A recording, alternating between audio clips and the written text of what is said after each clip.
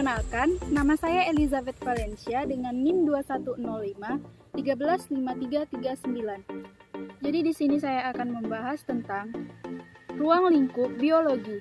Ruang lingkup biologi mencakup molekul, sel, jaringan, sistem organ, individu, populasi, dan komunitas, ekosistem bioma, dan biosfer. Nah, di video ini saya akan membahas tentang ekosistem dan organ pokok pada tumbuhan. Apa itu ekosistem? Ekosistem adalah suatu sistem ekologi yang terbentuk oleh pertalian timbal balik tak terpisahkan antara makhluk hidup dengan lingkungannya. Ekosistem bisa dikatakan terhitung suatu tatanan kesatuan secara utuh dan menyeluruh antara segenap unsur lingkungan hidup yang saling memengaruhi. Ekosistem tersusun atas apa saja? Ekosistem tersusun atas individu, populasi, dan komunitas. Individu adalah makhluk hidup tunggal, misalnya seekor kambing, seekor burung, sebuah pohon kelapa, dan sebagainya. Sedangkan populasi adalah sekumpulan individu dengan ciri-ciri yang sama dan hidup di tempat yang sama. Sekumpulan individu ini memiliki kemampuan bereproduksi antara sesama. Selanjutnya adalah komunitas. Komunitas adalah sebuah kelompok populasi dari beberapa organisme yang berbagi lingkungan. Umumnya memiliki ketertarikan dan habitat yang sama.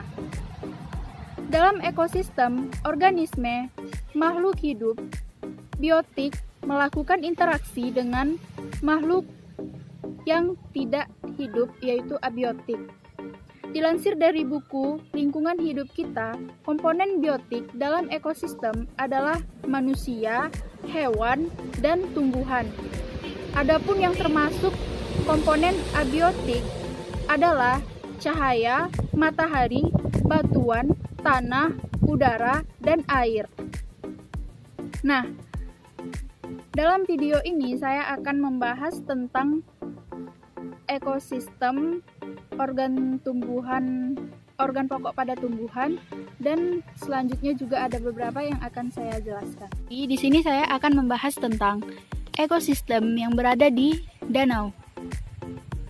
Organisme hidup dan benda mati membentuk ekosistem dengan bekerja bersama.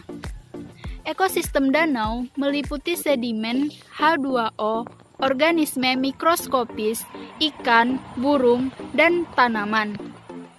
Danau lebih dalam dan lebih besar dari genangan air. Lusinan tanaman danau air tawar mendiami ceruk sepanjang tepi dan di bawah permukaan danau. Ekosistem danau terdiri dari komponen abiotik dan biotik. Komponen abiotik meliputi cahaya, matahari, batu, angin, suhu, dan sebagainya yang tidak hidup tapi berperan penting dalam ekosistem. Sedangkan komponen biotik meliputi alga, eceng gondok, ikan, fitoplankton, dan lain-lain. Seperti yang kita lihat di sini, dalam ekosistem danau juga terdapat genjer, atau ini adalah genjer, atau dengan nama latinnya yaitu Limnocharis flava. Terdapat juga bunga teratai. Ini adalah bunga teratai. Ini juga bunga teratai, atau dengan nama latinnya yaitu Nymphaeae. Selain itu, ada juga terdapat pakis, yaitu pakis Stenoechlena dari famili tanaman Black Canaceae, dan ada juga di sini paku kapur. Ini paku kapur dengan nama latin Pneumatopteris penigera. Juga di sini terdapat tumbuhan air seperti kremah air. Ini semua merupakan komponen biotik atau komponen hidup. Nah, di sini terdapat bunga teratai. Di sini bunga teratai berperan sebagai makhluk biotik dalam ekosistem danau ini. Teratai atau dengan nama lain Nymphaeae adalah nama genus untuk tanaman air dari suku Nymphaeaceae. Dalam bahasa Inggris dikenal sebagai water lily atau water lily. Di Indonesia, teratai juga digunakan untuk menyebut tanaman dari genus Nelumbolotus. Bunga teratai memiliki putik, tangkai, kelopak bunga, kepala putik, dan benang sari. Memiliki akar yang panjang sampai ke dasar perairan dan memiliki daun yang lebar dan panjang. Memiliki daun yang lebar dan tipis. Daunnya memiliki lapisan pembersih. Akar berongga, batangnya berongga. Bunga teratai tumbuh pada tangkai yang berasal dari timpangan tanaman dengan posisi tegak. Tangkai tersebut memiliki fungsi yakni sebagai penyeimbang bunga teratai agar mampu berdiri kokoh dan sebagai perekat antara pangkal bunga dan rimpang batang. Batang berfungsi sebagai penopang tanaman, daun berfungsi sebagai tempat mengolah makanan atau berfotosintesis. Bunga berfungsi sebagai tempat reproduksi pada tanaman, sedangkan akar berfungsi sebagai penopang tanaman bagian bawah dan mengambil makanan dari tanah. Selanjutnya, saya akan menjelaskan tentang organ pokok pada tumbuhan keladi. Sebelum itu, kita harus mengetahui apa itu keladi. Nah, keladi merupakan sekelompok tumbuhan dari genus Saladium atau suku talas-talasan dengan nama latinnya Araceae. Dalam bahasa sehari-hari, keladi kerap juga dipakai untuk menyebut beberapa tumbuhan lain yang masih sekerabat namun tidak termasuk Saladium, seperti talas atau Colocasia. Keladi sejati jarang membentuk umbi yang membesar. Ciri yang paling khas dari keladi adalah bentuk daunnya yang seperti simbol hati atau jantung. Daunnya biasanya licin dan mengandung lapisan lilin. Ukuran keladi tidak pernah lebih daripada 1 meter. Beberapa jenis dan hibridanya dipakai sebagai tanaman hias pekarangan. Organ pokok pada keladi meliputi akar, batang, dan daun. Akar pada keladi berfungsi untuk menyerap air dan zat hara dari dalam tanah. Akarnya berbentuk serabut yang berwarna putih kecoklatan.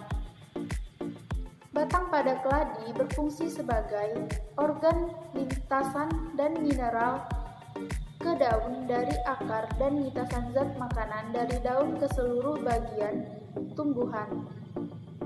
Sebagai hasil fotosintesis pada beberapa tumbuhan tertentu, batang merupakan tempat untuk menyimpan makanan dan alat perkembangbiakan secara vegetatif. Selanjutnya adalah penyakit yang sering terjadi di tanaman keladi. Yang pertama itu adalah hama. Hama pada tanaman yang sering membuat kerusakan adalah ulat dan kutu.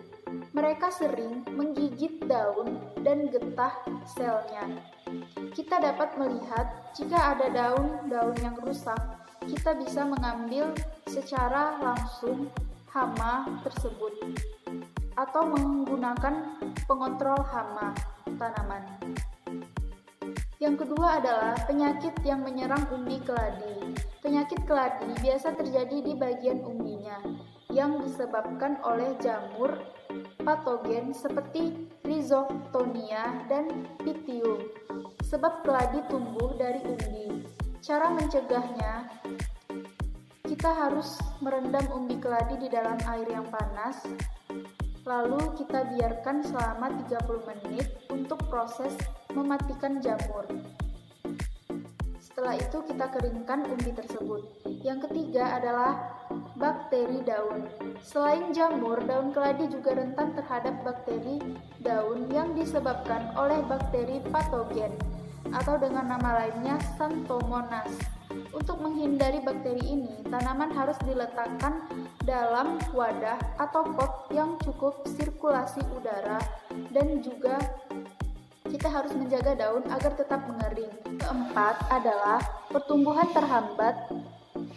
Pertumbuhan yang terhambat pada tanaman ini bisa terhambat apabila umbi keladi mengalami luka saat berada di dalam pot.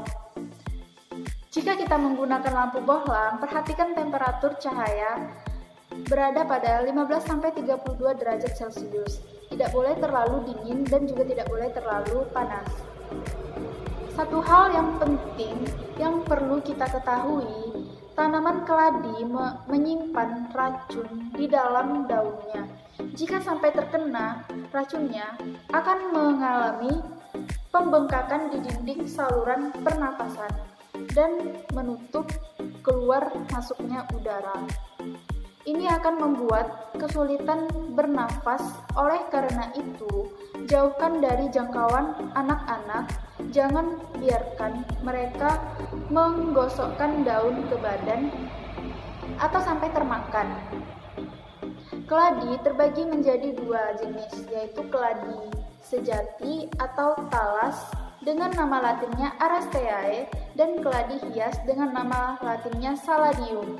Keladi hias adalah tanaman hias yang termasuk dalam jenis Saladium. Tanaman ini juga dikenal dengan nama angel wings dan kuping gajah. Nama yang terakhir ini juga digunakan untuk menyebut Alocasia yang memang masih satu keluarga dengannya. Tanaman hias keladi dikenal dengan nama Latin Saladium. Masuk ke dalam kelompok suku Talas atau Araceae. Tanaman tropis ini berasal dari Amerika Selatan dan Amerika Tengah. Adapun ciri dari keladi yaitu bentuk daun yang lebar memanjang ke depan membentuk hati. Daun tipis, corak warna yang mencolok seperti hijau, putih, pink, dan merah, berumbi dan tidak memiliki batang, namun memiliki tangkai daun yang panjang. Ada pula yang menyebut tanaman ini berbentuk sayap malaikat dan kuping gajah. Karena jika dilihat dengan cermat, memang bentuk daunnya cukup unik. Saat ini keladi hias atau Saladium banyak dicari para pecinta tanaman hias. Jenis yang paling banyak dicari antara lain adalah Saladium gingerland, Saladium Caroline Wharton, Saladium moonlight, Saladium white Christmas, dan Saladium Freida Hempel. Ada beberapa klasifikasi keladi hias atau Saladium yang akan saya jelaskan, yaitu yang pertama adalah keladi jaguar atau Saladium florida cardinal.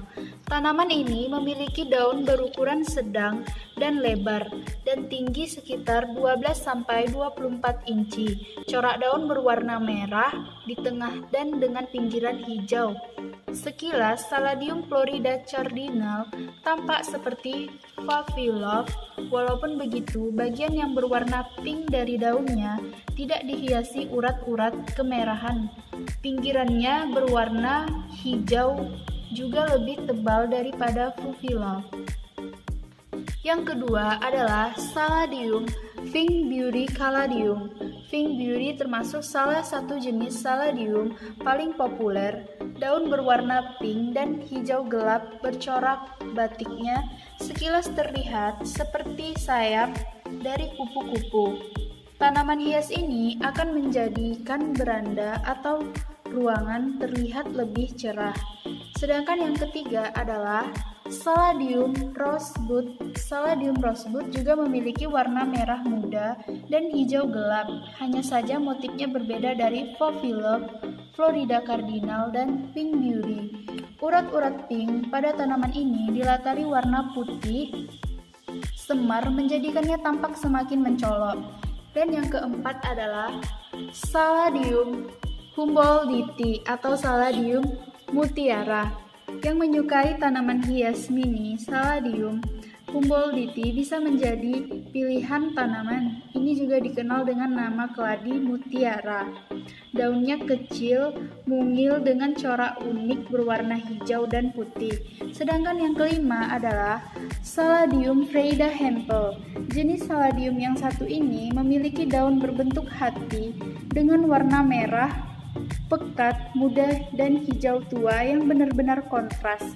Urat-urat daunnya nyaris tidak terlihat. 6 adalah Caladium phaphilop. Sementara itu, Caladium phaphilop memiliki daun berbentuk hati dengan warna pink cerah yang dominan. Tepian daunnya dihiasi garis tipis berwarna hijau tua.